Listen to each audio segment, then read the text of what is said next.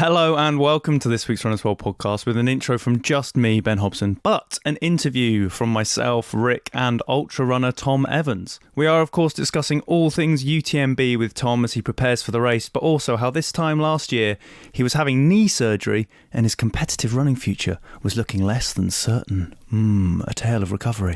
The only bit of news to share is that the finish to the men's marathon at the European Champs was an absolute humdinger and saw German Richard Ringer sprinting past Israel's Maru Teferi in the final 100-ish metres to take a well-deserved gold. So, just like Richard Ringer, let's sprint into this episode with our guest of the week. Guest of the week, here in the studio. Guest of the week, sometimes on the phone. Could be an athlete, could be a physio, or a complete unknown. Today we are joined by ultra runner Tom Evans ahead of the UTMB. For anyone who doesn't know much about the UTMB, Tom, could you give us a quick overview about the race and why it kind of is so important to so many runners? Yeah, of course. So UTMB Ultra Trail de Montblanc is a 170 kilometer and with 10,000 meters of climbing race that circumnavigates Mont Blanc. It is probably the equivalent of the Super Bowl for ultra runners. It's the most competitive. It's the most brutal. It starts at 6 p.m, so you have to run through the night. And it's just, for me, it's the most motivating of races because you know you're going to be racing against the best, and you've got to bring your A game on the day. So yeah, in a nutshell, it's very hard and it's absolutely bonkers. But so many people do it, and I think the great thing with, yes, this is the Super Bowl of ultra running, but the elite runners are there and they have to carry exactly the same kit and do exactly the same course as the people who are going to finish right at the back. And you compare it to Commonwealth Games, for example, which is just finished, which I have absolutely loved watching, but not everyone can do it. If you're selected, you can race, and if you want to run a marathon, you can't run the Commonwealth Games with the elite runners. So yeah, it's the greatest, definitely the greatest European, but probably the greatest and most challenging ultra marathon out there. Give us your backstory with the race then, Tom. When did your involvement? When did you first tackle it? Which race did you do? Have you done all those sorts of things? So there are a couple of different races at Ultra Trail de Mont Blanc. There's one called PTL that's crazy distance, which I don't know that much about. And then there's UTMB, there's 100 miles. Then TDS that's 140k. Then CCC that's 100k. And OCC that's 55k. So lots of different races for people to pick from. I've done CCC twice. I did it in 2017. That went well and finished fourth, which I was super happy with. And then I went back in 2018 and managed to better my place by a couple of positions, which is always good. Well, you won, didn't you? You won it. Yeah, so modest, so modest. Come on, I'd be opening with that. I'd be like, wow. And I won it. Yeah. I won it. Yeah, so I was super happy. So I kind of feel like I've ticked that off, and it's the CCC race. The 100k probably does play slightly more to my strengths, and it's what I'm a bit more comfortable with. But I'm the sort of person, I like setting goals, and new things inspire me. And I know when I prepared for CCC in 2018, I prepared meticulously. I left no stone unturned. I ran the course about 10 times. I know it like the back of my hand, and it just doesn't excite me as much as something with sort of a serious new challenge. So this year, UTMB, it'll be my second 100-mile race. I raced a 100-mile race in 2019 at Western States in the USA. And as I've been out in the mountains now for coming up to 2 months. So it will be it's going to be absolutely crazy, and I can't wait.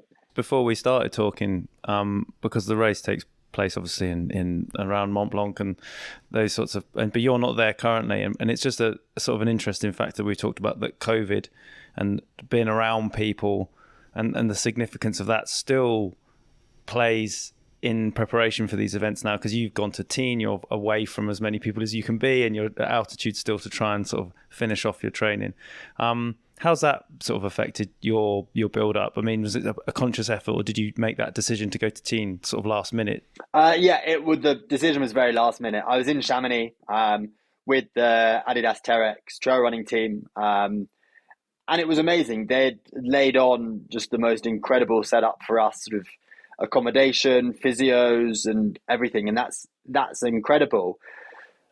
But because that was laid on, obviously all the athletes wanted to do it, and rightfully so. Everyone should be able to do it. But I was in a house with 8 other people, and it only takes one person. You just increase yes, everyone's being super careful, but you just massively increase the chances. And yes, trail running is an individual sport, but for me, the team element and being part of the Adidas Terex trail running team is incredible. And there is nothing quite like it. So after a couple of days, me having to then sort of put my hands up and say, look, I really want to be here, but I'm actually not that comfortable. In order for me to be able to perform my best, I need to separate myself from this. I'm not prepared to take these risks.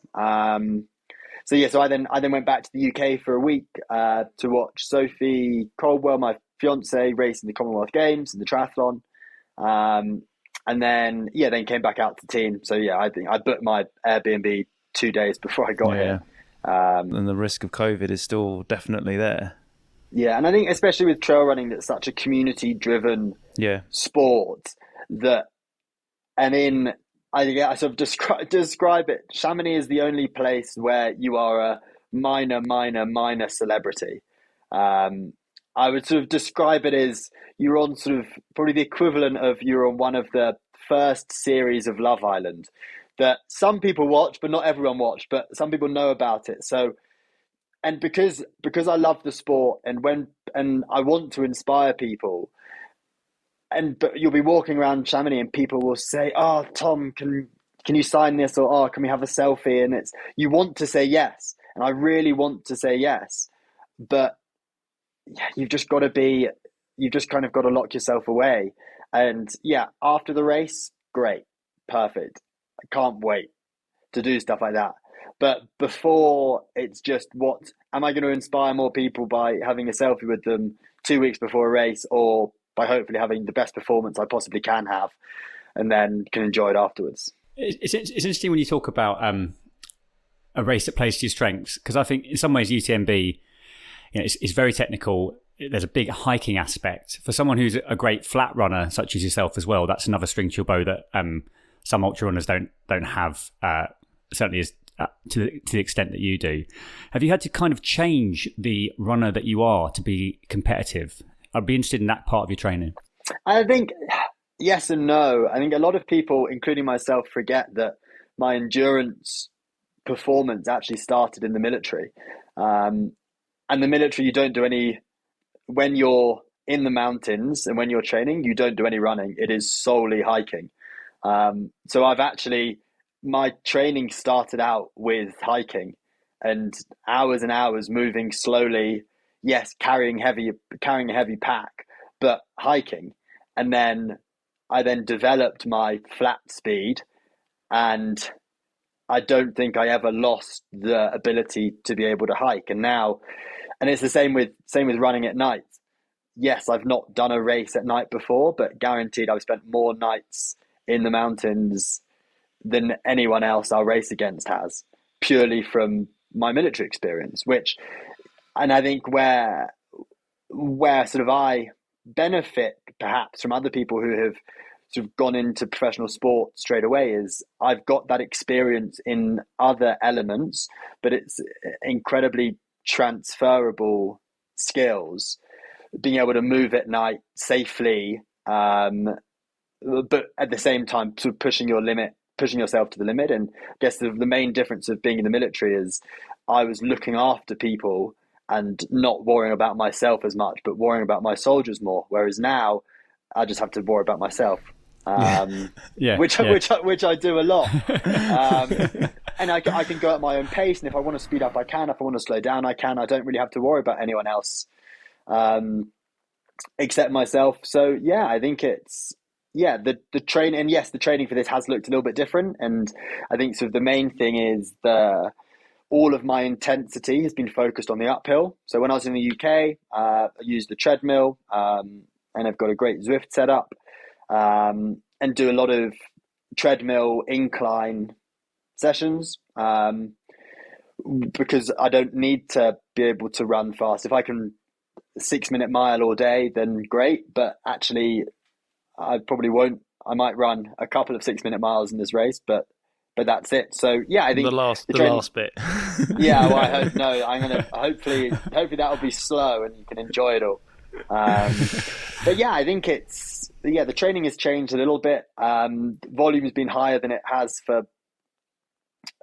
ever, which is great. And I think I had a pretty serious injury last year, and just sort of navigating around that and making sure that I'm doing enough but not doing too much. And yeah, it's amazing to say, and I'm super thankful to say that my knee injury from last year hasn't held me back at all in this training block. But I think that's come from doing the little things well. And it's boring to you. I spend more time doing crab walks and monster walks with a TheraBand around my ankles than I do actually running.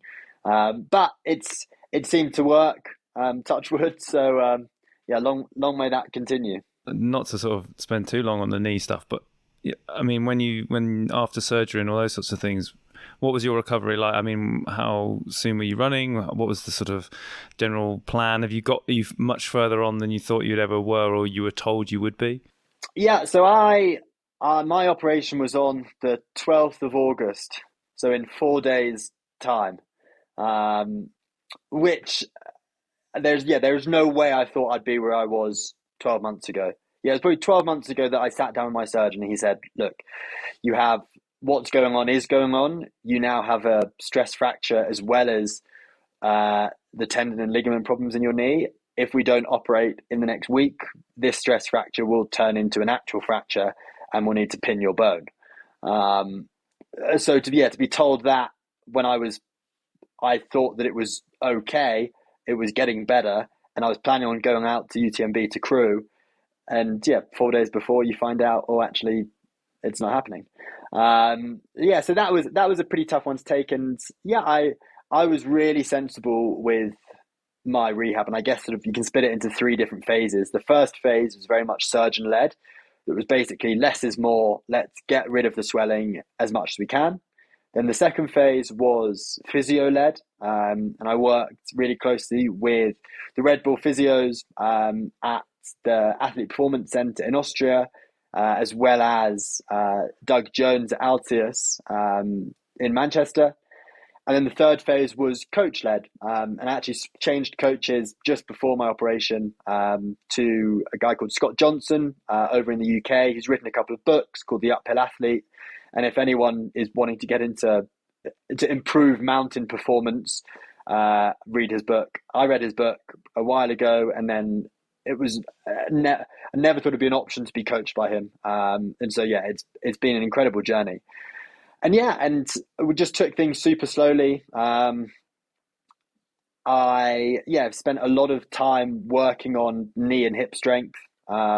But had to allow everything to heal first. So had to let the stress fracture heal, and then the surgery will heal. And it was a slow process. And there were times where I thought, this is super boring, but just keep doing it. And then there was one point when I first started getting on the bike that I couldn't do a whole revolution. I couldn't do 360 degrees on the bike pedal. I was going literally a half moon on the bike, like 50 times, and that was it. And I was like that for a week, and I was like, how am I ever going to run 100 miles again?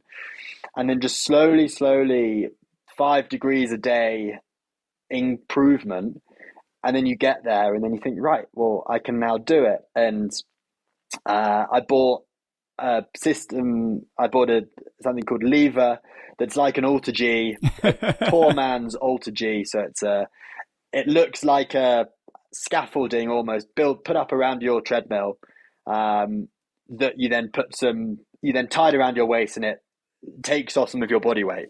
So I then started doing some walking both forwards and backwards with that on. And it felt so weird being like, there's no way I can get back to running. And then just slowly got there. And I did my first outdoor run on the 12th of December. So 4 months of no running, plus the 5 months before that I ran a tiny bit, but I couldn't run for more than 10 seconds without excruciating pain. It's an amazing story. Yeah, to get back to where you are, like, we're talking, you're going to be a real contender at the UTMB, the most competitive trail race, just after a year after having major knee surgery. Like, I think for anyone listening who's undergone surgery or is looking down the barrel of surgery, I think that's really inspiring, because it is scary, and some people will worry that they'll never get back to anything like where they were, but you've shown that it is possible. You've got to do things differently. In surgery, after surgery, I guess for me, the one thing that was slightly lacking with my performance was my nutrition. I was very much an all or nothing. I was either eating like rice, broccoli, and chicken, or things that aren't sort of athlete friendly. And I spent a lot of time researching, speaking to nutritionists, coming up with meal plans. So actually I can eat athlete food, but it actually tastes good and it's a real meal, rather than, okay, I'm going to have half a cup of macros. This and a cup of, yeah, exactly. And now, now I can go in a training camp and I can eat, I would say, sort of bistro pub-esque food that's got exactly what I need in it. It tastes amazing. It looks pretty good.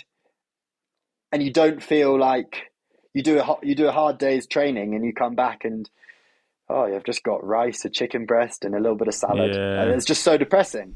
Can you give us an example of what's a sort of Tom Evans dish? What's one of your staples? It's a very good question. I really got into making pasta. Well, actually making it. Yeah. Oh, yeah. Mate, Homemade so pasta, good. and we've got chickens at home. So using the flour and eggs from the chickens, what my speciality would be, I think everyone says that their bolognese is the best, but genuinely mine is. The bolognese king. There you go. Yeah, so that would definitely be up there. I also make a mean potato rosti. Yeah. Yeah, I've had a lot of practice at poaching eggs. Potato rosti with a poached egg on top is a firm favourite. Hey, this could be you could be a new Scott Jurek here, couldn't you? The next Eat and Run. This could be you. Yeah, and I'd say I think there are a lot of recipes in some athlete recipe books that no one's actually ever going to eat. Never going to make. I got the Flanagan's, the unicorn tears one. I got Flanagan's book, and one of the recipes was for sort of a bison burger. Right. Sure. I have never seen. I might be shopping at the wrong place, but the big Tesco's in Loughborough, I can confirm, does not sell bison. It's always out of bison, isn't it? It's never got bison. Always out of bison. Notoriously empty. Yeah. Yeah, I don't know where else I can say. If anyone knows, we can buy bison. You're right though. That is a good little niche of like recipes you might actually cook that are good for you. Because too much of it's sort of theory, isn't it? It's like sprinkle these unicorn tears over this baobab burger, and you'll never get injured again. Yeah, you're never going to make it. So and for me, lunch is the big one, because I train in the morning, I train in the afternoon, and at lunchtime I want to be able to relax. So if I've not prepared anything, then I'll end up just eating whatever there is, or eating nothing, neither of which are healthy. So actually, if it's something simple that's going to taste good, that ticks all the boxes, then great. Just to bring it back, I mean, the food chat's always the best one, but to bring it back to the race itself, what are the sort of key things that a runner has to get right with the UTMB? Because it's a race where so many elements come into play that can turn the race around. What are the sort of the major things that you're considering on race day that have to go right? I think, so there's the saying of sort of control the controllables. There are some things that you can control, there are things that you can't control. So as I'm British and we love talking about the weather, the weather is a huge factor. And whether it's going to be hot or it's going to be cold, and it's probably going to be both, preparing properly for that. So whether I have a cooling strategy, for example, that is a mixture of like I'll warm up wearing an ice vest, which I've never seen anyone do in an ultramarathon before, but the science suggests that it's the right thing to do. If it's good enough for Eliud Kipchoge, then it's definitely good enough for me. And yeah, so keeping core body temperature cold, or if at night time you're going to be at 2,500 meters above sea level, it could well snow. How am I going to keep myself warm? So testing the right bits of kit. And I did my final night long run 2 nights ago. And yeah, testing a different base layer and testing a new head torch that's about to come out, which is super exciting. Nutrition's always a big one. Everyone loves talking about nutrition, thinking that, again, there is a magic bullet. There's a secret handshake that you can do and you're going to be able to consume the necessary calories that you need. If you look at it in a scientific way, so if you burn more calories and you use more carbohydrate when you're at altitude, so just because you read a sports nutrition bulletin saying, oh, you need to consume 80 grams of carbohydrate per hour every hour, well, that's great. That's when I'm at sea level. And that they're saying going to go up to 90 to 95 grams of carbohydrate per hour every hour when I'm at altitude. And then if it's cold at night, I'm going to be burning more fuel. So that's then got to go up again. So just being really flexible with yes, I've got a great plan from my nutritionist, Stephen Smith. But that flexibility and that understanding of it's great having a plan, but no plan survives contact. And yeah, being able to modify that. And I think sort of third and finally is just mentally. There are times when you're going to love it, but there are also going to be times where you really struggle, whether you're struggling because you're cold or you're tired or you feel worse than you think you should. And it's an ultramarathon. It's supposed to be tough. And I know it's going to be hard. I know there are going to be points where I'm going to suffer. And for me, I'm looking forward to those points. Now that I've got it in my head that it's not going to be all plain sailing, there are going to be things that go wrong. Right, well, when things do go wrong or things start to get tough, I know that's going to happen. So I can just say, right, well, now embrace it, because I know that in some time, an hour, maybe 2 hours, who knows, things are going to start to be a bit better or get worse. So yeah, and it's just embracing it, being like, right, it's going to suck. There are going to be times where it is miserable, but as long as you're prepared for that and you know what to do, then yeah, I think that's probably the most important thing. Do you have a tactic in terms of, obviously there's some great people running it. We know Jim Walmsley's up again. His tactic is sort of to go off and sort of encourage anyone to, if they dare, to follow him. Are you bothered about how other people might run it? Is it all about just executing your strategy, or do you have to react to the way that other people are running it on the day? I'd love to say, oh no, it doesn't matter what anyone else does. I'm just going to follow my own race plan, which is that would be that's sort of the golden star answer that everyone says, but no one does. That's the bison burger answer, isn't it? That's exactly. Yeah. Do as I say, not as I do. Yes, I want. You need to.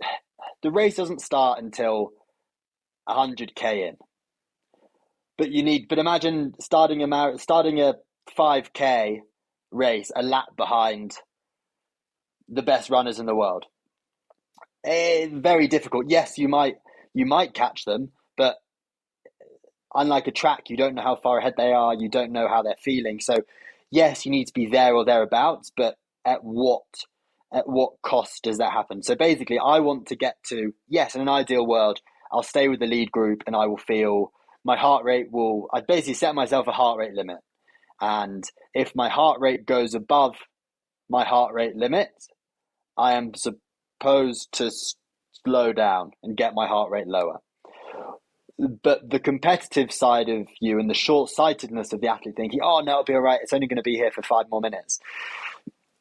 So it's a real mix. So yes, you can look at all of the data that I've collected over the last 12 months, sort of lactate threshold and my running economy. All of that stuff is great, but there's a lot more to it than meets the eye. So yes, in an ideal world, you'd be there or thereabouts, but I genuinely trust in my training, knowing that I've done everything I can. And if I can't, if their race strategy is so different to mine, which, having spoken to a couple of people, I think it'll be a fairly different looking UTMB this year. I don't think it will be crazy fast at the beginning, because it's arguably the most competitive that it's ever been.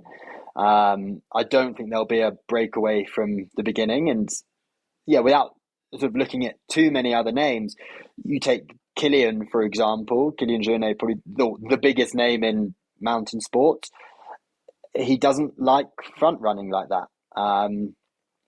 And it takes a lot of confidence to throw the gauntlet down and run in front of Kilian. Kilian at the end will be there or thereabouts, I'm sure. So I think, yes, you can take markers off what other people are doing. But at the end of the day, you've got to trust yourself. You've got to trust your training, trust your process. 20 hours is a long time. It's poker. Yeah. It's just a game, isn't it? You know, yeah, exactly. It's someone's. People are bluffing. People are, they're trying to show that they're absolutely pinging along. I'm firing. I'm on fire today. Watch me go. I'm fine. I'm fine. And secretly, you've got the worst cards in your hand. Yeah. Ever. Oh, wow. And then there'll be someone who just you've never heard of who has the most incredible day. Yeah. And performs really well, as happens every single year. There'll be someone in the top 5 that none of us have ever heard of. Yeah, which is incredible. It doesn't happen often in any sort of other running distance, really, does it? Suddenly someone will just have a great day and they're in the top 5. Yeah. After 20 hours, the form book gets ripped up and thrown out the window. Anything can happen. What I think a lot of people like about your running, Thomas, you don't seem to be intimidated by anyone. It's not, you don't think about Kilian and Jim Walmsley and start thinking, I'm racing for 3rd or 4th. Like you are a winner, and you are happy to articulate that kind of ambition. Like, I mean, what does success look like for you at the UTMB? Have you thought about what that means? I think 2 parts to answer the question. I think running is running. Like, we did it when we were kids in the schoolyard, and no one cared if you were the fastest or the slowest. Everyone would run and it was fun. I think I try not to overcomplicate it. Yes, I look into the data. Yes, I analyze my data like mad. I have a very, very scientific approach to my training, but also it's only running. I am trying to move my legs as quickly as they possibly can for 170 kilometers. It's simple. Yes, you break it down and it's far more complicated than it actually is, but it's not rocket science. It's running and hiking.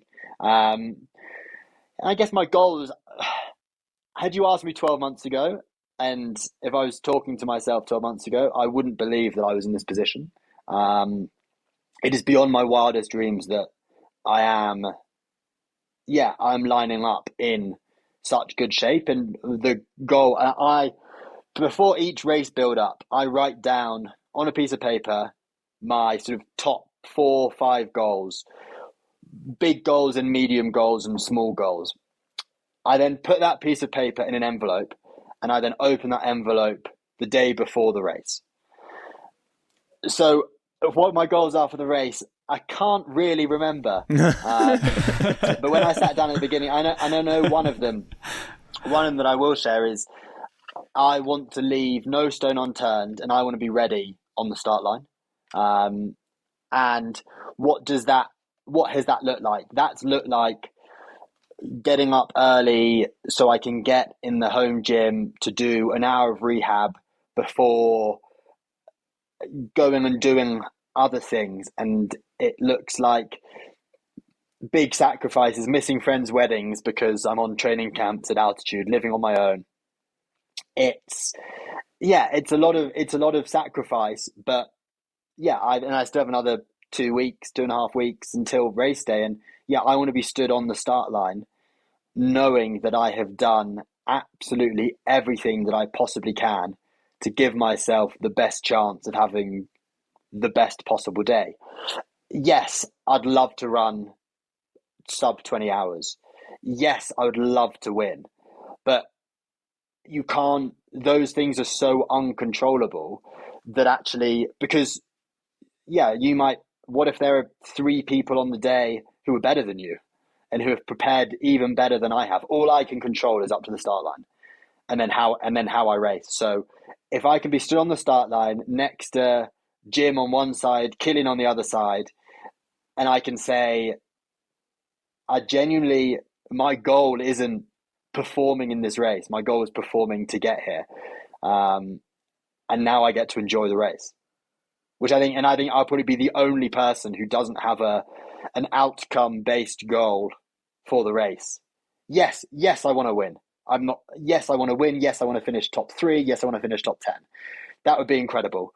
But that's never been my goal or my focus for this race. None of this training has been, if I do this, I could do this workout. This is going to be an amazing workout that will give me a good chance of winning. Yeah. No, I'm doing this workout to put myself in the best possible chance so I can stand on that start line and look around and say, I belong here. Yes, I had surgery 12 months ago, but I deserve to be here. I've outworked everyone here, and I've trained harder and smarter than everyone else here. And I've done everything I possibly can to be on the start line. That's so good, that. You're right. It's much more empowering, isn't it? And much more controllable to have those sort of goals rather than position or that kind of thing. I have to bear that one in mind when we do the big half, Ben, which a lot of people call it's the sort of UTMB of road racing. A lot of people are calling that. I don't think anyone... I've heard that before. I've heard people anyone in their right mind has ever referred to it as that. Yeah. Bison burger in the morning and sub 1:30. Here we come. I want to dream big. Absolutely flying. The way that you've built up to this, after the injury and your approach to racing and the way that you have centered the journey to the race rather than the race being the sort of the end goal. Is that the advice you'd give to anyone building up to tackling like a long distance, ultra sort of distance stuff? Have you found that the way that you've approached this race has actually been much more rewarding than say other races? Or if anyone's brand new to it, they're not injured, would you just say, get a decent coach, get a decent training plan and work hard? Is it, what's your advice for others? No, I think, it's such a good question, and there's such a cop out of an answer. It's so individual.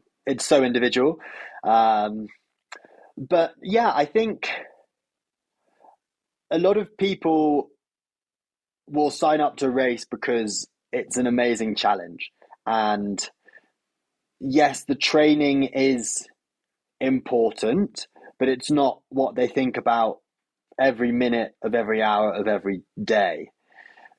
What they want to do is their goal and their challenge will be, right, I'm signing up to this race and I want to finish. I want to run my first 100-kilometer race. I want to do my first ultra, my first 10K.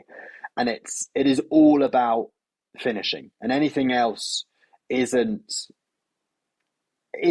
strictly relevant. Yes, you'll do what you have to do in order to get there, but I guess I've sort of peeled back the layers of complexity, sort of one, if not a couple more steps back and what I do, I coach some athletes with Team Project Run, and what I say is, right, what have I got to do in order to achieve this goal? And then that's then my medium-term goal, right? Then what have I got to do in order to achieve my medium-term goal? And it's then your short-term goals. And I think far too many people just sort of have their one overarching goal of, right, I want to complete this race. Right, well, what is it going to take in order to complete this race. And for me, it was, what have I got to do to be on this start line injury free in as good a shape as possible? Yes, if I didn't have this knee injury last year, would I be in better shape than I am now? Well, yes, because I would have had another year's training in my legs. But also, I might have been injured. I might have done too much. So actually, you make the most out of the situation that you find yourself in, and you do all you can with the cards that you're dealt. So yeah, for me, I think being able to look yourself in the mirror the night before the race and say, right, I've been so dedicated. I've given absolutely everything I possibly could to this. I can now have absolutely no regrets, and I can leave everything out there. And if it goes completely to plan and it's a fairy tale ending, great. But if it's not, I've still achieved a goal that was a huge, huge goal when I set it 12 months ago. Can I quickly ask you about footwear, Tom? Because I've actually been running a little bit in the Terex Speed Ultras, which are really good, actually, I have to say. I've been very impressed. Thank you very much. Were you involved? You were involved in the process of that when you kind of get involved and say, this is what's required. Yeah, it's a huge. My sort of relationship with Adidas Terex has been incredible, and it is very much a partnership. And yeah, we spent a couple of years developing the original Speed Ultra. And yeah, it's such a class shoe. And I'll be running in a version of. Oh, nice! Right, yeah. Interesting. Something a little bit different. Oh, look! Guys, we just saw it. We just saw it, and and honestly, you won't believe what it looks like. It actually looks really dirty. Just looks a bit like that. I hope he's going to clean them. I was going to say, you better clean them on the start line. Oh no, they'll be box fresh for race day. Yeah, and I think footwear. I think for me, sort of, there are three key elements of footwear. When I get sent so many questions saying, "Oh, Tom, what are your favorite shoes?" Or "Oh, do you think I should run in this?" Or "Do you think I should run in that?"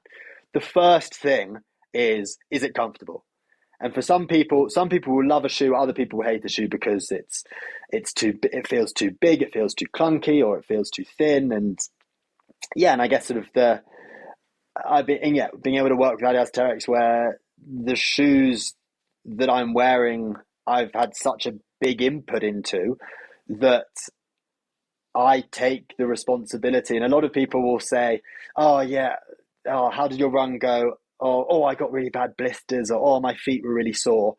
Like, I've taken 100% responsibility for that, and working alongside. Like, it's not. I can't make the excuse of, "Oh, how was the race?" "Oh, yeah, not great. My feet were really sore for some reason." That's if that happens, that's my fault, because I've been working with the team for 2 years for this shoe. And we're not there yet. We've still got another year, and it will improve. It will continue to improve. But yeah, I think, the first thing about a shoe is it's got to be comfortable. The second thing is the grip. How much grip do you actually need in some races? Yes, when you're running in the Lake District, you need quite a lot. You need loads of grip.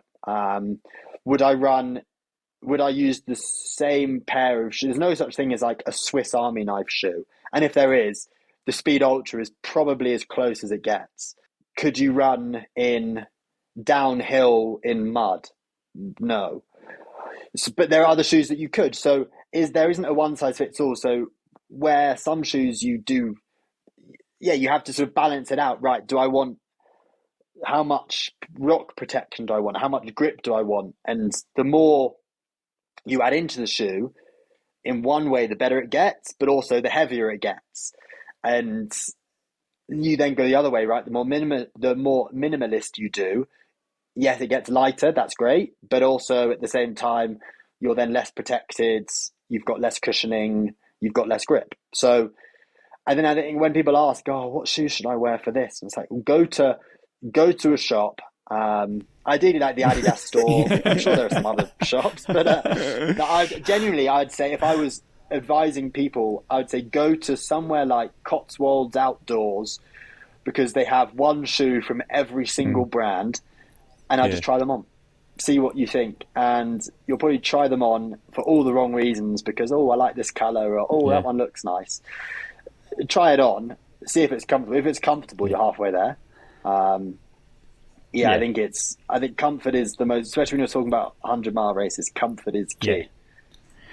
No, it's a good shoe though. I'll probably complain after UTMB that I've Imagine if you did that, you finished, you went, these shoes are absolute. I wouldn't tell anyone. I'd have to just suffer in silence. Limping away. Yeah, you're Tom, you seem to be limping. Yeah, Are you okay? No, I'm fine. I'm fine. No. Yeah, I'm absolutely fine. I've got no blisters, I promise. Tom, thanks so much for your time coming on the Run As Well podcast. Brilliant to talk to you about your running and also the incoming food book that Ben and I would definitely buy in. And best of luck. Best of luck, UTMB. How exciting!